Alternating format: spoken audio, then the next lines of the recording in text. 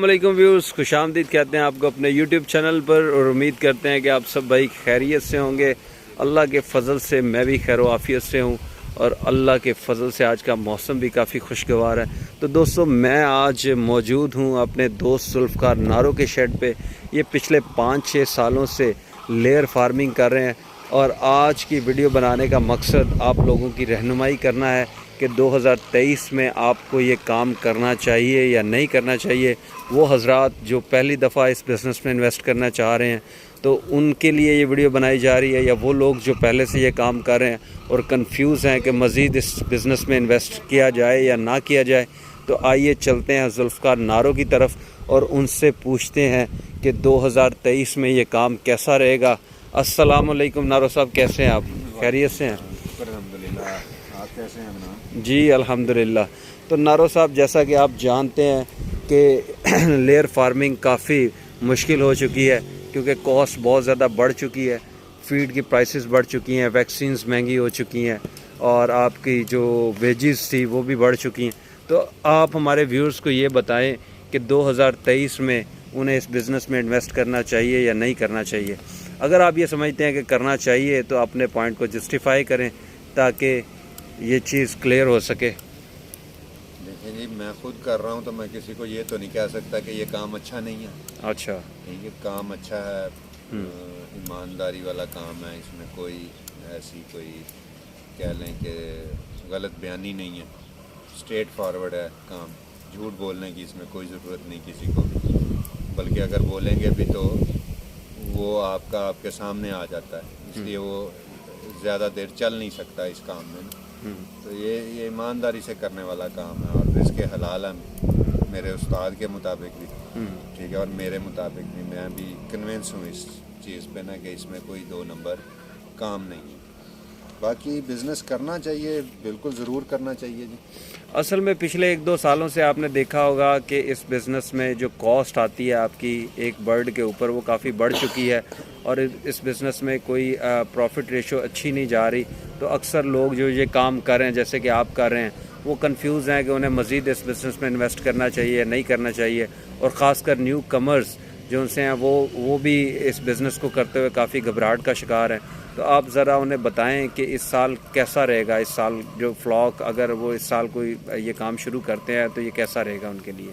देखिए जी, न्यू कमर के लिए तो ये है कि डेफिनेटली उनको बहुत सारी चीज़ें इसकी नहीं पता होंगी जब वो फील्ड में आएंगे, क्योंकि आप पूछ के तो किसी एक हद तक ही नॉलेज ले सकते हैं ना।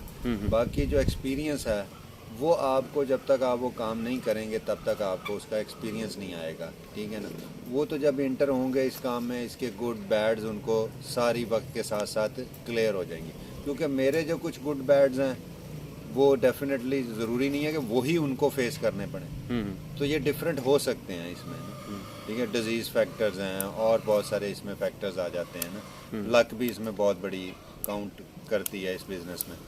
तो बाकी प्रॉफिटेबल है, लेकिन उस लिहाज से कम होती जा रही है इसकी प्रॉफिटेबिलिटी वक्त के साथ साथ, क्योंकि इसकी कॉस्ट इंक्रीज़ होती जा रही है। वो तो सर हर बिज़नेस आजकल ये इशू फेस कर रहा है, इन्फ्लेशन की वजह से, मुल्क की पॉलिटिकल सिचुएशन की वजह से जो एक प्रोडक्शन पे जो कॉस्ट आती है वो बढ़ चुकी है, कॉस्ट ऑफ प्रोडक्शन जिसे हम बोलते हैं। तो मैं यही आपसे जानना चाह रहा हूँ कि इस दफ़ा चूज़ा प्लेस करना चाहिए लोगों को या नहीं करना चाहिए? आपकी क्या राय है? करना चाहिए। अच्छा, अगर करना चाहिए तो क्यों करना चाहिए? हाँ, उसकी वजह ये है कि जो हमारी कंजम्पशन है ना सीज़न के अंदर, वो तकरीबन पर डे जो कंज्यूम होता है ना अंडा, वो मेरी जो मालूमात है उसके मुताबिक कोई 3 से 4 करोड़ तक ना अंडा सीज़न के अंदर कंज्यूम होता है। डेली बेसिस पे या? अच्छा, डेली बेसिस पे। जारी बात, 25 करोड़ की आबादी कह रहे हैं लेटेस्ट मरदमशुमारी के मुताबिक। अगर हम पुरानी मरदमशुमारी को लें तो वो है 20 करोड़, जिसमें से ख़त गुर्बत पे जो लोग रहते हैं उसको आप 50% भी काउंट कर लें तो 50%, यानी कि 10 करोड़ आबादी आपकी गुर्बत की लकीर से ऊपर है। इट्स मीन कि वो परचेज़ कर सकती है अंडा, ठीक है। तो 10 करोड़ में से 4 करोड़ अंडा तो डेली कंज्यूम होना कोई इतनी बड़ी बात नहीं है, क्योंकि घर के अलावा भी इसकी कंजम्पशन है ना, बेकरीज में है और बहुत सारी फील्ड में अंडा कंज्यूम होता है, ठीक है। तो इतनी कंजम्पशन इसकी पर डे है, लेकिन जो लेटेस्ट मुझे पता चला है कि तकरीबन जो चूज़ा प्लेस हुआ है वो 50% कम प्लेस हुआ है लास्ट ईयर से। अच्छा, ठीक है, हम ओल्ड बर्ड को भी काउंट कर लें तो ओल्ड बर्ड और न्यू बर्ड मिला के मैक्सिमम जो है वो 4-4.5 करोड़ बर्ड होगा इस वक्त मार्केट में। ठीक है, तो इसलिए मेरे हिसाब से डालना चाहिए। आपका मकसद ये है कि डिमांड एंड सप्लाई के ऊपर इसका रेट जो सा है वो बेस करता है, प्राइस जो सी है वो डिमांड एंड सप्लाई पे बेस करती है। तो जैसा कि आपने बताया कि सप्लाई इस दफ़ा कम है मार्केट में और रेट जो सा इसलिए ज़्यादा होगा डिमांड ज़्यादा होने की वजह से। तो अगर पिछले सालों में लोगों को इस काम से फ़ायदा नहीं हुआ तो इंशाल्लाह अच्छा कमा सकेंगे इस साल। नहीं, फ़ायदा तो हुआ है लेकिन फ़ायदे की ratio as compared to investment आप कह सकते हैं कि कम है। नहीं है, ये नहीं है कि लॉस आया, मतलब कि लॉस नहीं हुआ लेकिन रिटर्न ऑन इन्वेस्टमेंट जो सा है वो कम है। वो कम। तो व्यूअर्स, जैसा कि नारो साहब ने स्टैट्स के ऊपर बात करते हुए आपको बताया है कि इस साल जो सा है आपको चूज़ा प्लेस करना चाहिए क्योंकि डिमांड ज़्यादा होगी, सप्लाई कम होगी, जिसकी वजह से ये बिज़नेस अच्छा रहेगा। तो अब हम नारो साहब से पूछते हैं कि एक मुर्गी के ऊपर इस दफ़ा क्या कॉस्ट आने वाली है। तो नारो साहब हमारे व्यूअर्स को ये भी बता दें कि इस दफ़ा क्या कॉस्ट आएगी। मेरा जो रफ आइडिया है ना वो मैक्सिमम 1500 रुपये कॉस्ट आएगी। ये रिड्यूस हो सकती है, ये मैं मैक्सिमम बता रहा हूँ। अच्छा, इसमें अनसर्टेनिटी को भी मैंने काउंट किया है ना। अच्छा। लेट से किसी डिजीज़ की वजह से आपके मोर्टेलिटी रेशो ज़्यादा हो जाती है तो तब, मतलब अदरवाइज तकरीबन अगर आप बिल्कुल आइडियल आपके फ्लॉक की सूरत हाल रहती है तो 1300 रुपये के करीब कॉस्ट करेगा, 1300-1350। तो आप समझते हैं कि 1300 रुपया जो सा है वो सीज़न में रिकवर हो जाएगा? डेफिनेटली जी। देखें ना, जैसे पिछले सालों में आप देखें अगर आपकी 600-700 रुपया यानी कि शुरू में 300-350 रुपया कॉस्ट आती थी बर्ड की, ठीक है, तो उस वक्त जो अंडे का रेट है वो भी 10-12 रुपये से ऊपर नहीं जाता था। ठीक है ना, तो उस वक्त भी सेविंग होती थी। ठीक है, और इसी तरह अगले साल में चूज़ा तैयार हुआ है 700-800 रुपये में, तो तब जो है वो अंडे के जो रेट है वो तकरीबन 5000 रुपये को टच किया है पेटी का। ठीक है, और अंडा तकरीबन 20 रुपये के करीब चला गया, डबल हो गई प्राइस। तो ये डेफिनेटली इस दफ़ा अगर आपकी कॉस्ट 7000 आ रही है पेटी की तो ये जंप करके जाएगी 8-9 हज़ार 10 हज़ार के करीब अंडे की जो है ना। तो ये मुर्गी कितने साल के लिए रखी जाती है? रखने को तो आप इसको जब मर्ज़ी जितना मर्ज़ी अरसा रख सकते हैं, लेकिन आपने फिर काउंट करनी होती है, अपनी कैलकुलेशन करनी होती है कि ये मुझे कब तक फिजिबल है, इसके एक्सपेंस वो आपने कैलकुलेट करने होते हैं और इसकी प्रोडक्शन कैलकुलेट करनी होती है, दोनों को।